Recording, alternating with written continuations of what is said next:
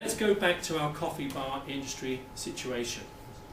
What type of industrial structure is it? Is it perfectly competitive?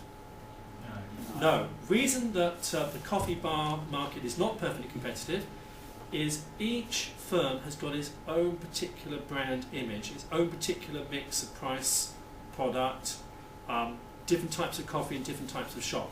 It's a different experience going into Costa than it is to going into Starbucks.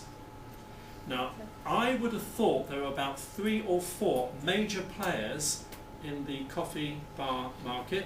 Anybody care to shout out who they are? Cafe Nero. I'll just write down Nero. Shout out again. Costa.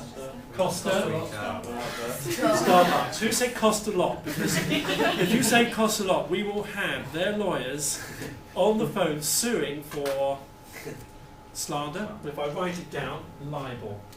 And of course we've got Coffee Republic, hopefully. Starbucks.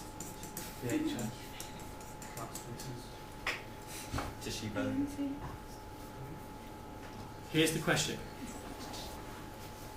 How can these firms prevent rivals entering their particular market? How can they do it? What do Starbucks spend an inordinate amount of money trying to persuade you? To buy their products. So they use advertising as a potential barrier to entry. Now here's something left of field what is going to throw at you. Would you please just draw, think very carefully about this, draw the demand curve for Starbucks coffee. Think very carefully about the slope of the demand curve. I'm going to ask you to justify why you've drawn the demand curve flattish or steepish.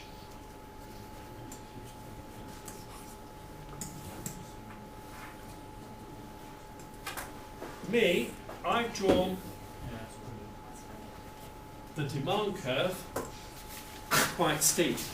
Now that's because I've made a particular assumption. Anybody care to shout out what the assumption is? That there are no close substitutes for Starbucks. No close substitutes. So what? If there are no close substitutes, then in the mind of the consumer, really the only coffee worth drinking is Starbucks. Demand is price inelastic. Yeah? Hence the shape of this demand curve. Go. In the diagram you draw for a monopoly, why isn't the demand curve like that? A good question, and one I will cover in another clip. Also, brackets, I don't know. I'll come back to that. What I want you to do now is, supposing there is a successful advertising campaign.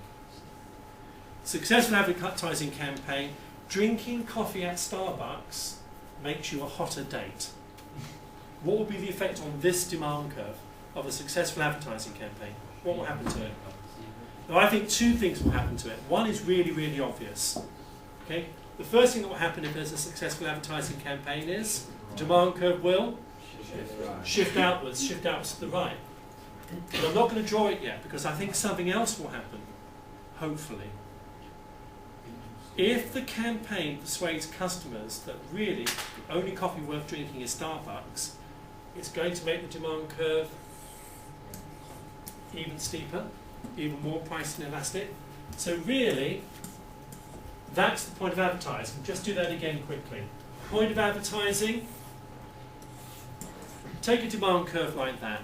Why is it relatively flat? Answer, it's relatively price elastic. Customers can tell the difference, but they're not particularly persuaded that there are no substitutes for this product. They're quite prepared to switch their spending to another coffee if the price of it goes up. Successful advertising campaign, shift the demand curve outwards. Successful advertising campaign that reinforces the brand image will make the demand curve steeper. That's the aim of advertising. Can we turn that thing off?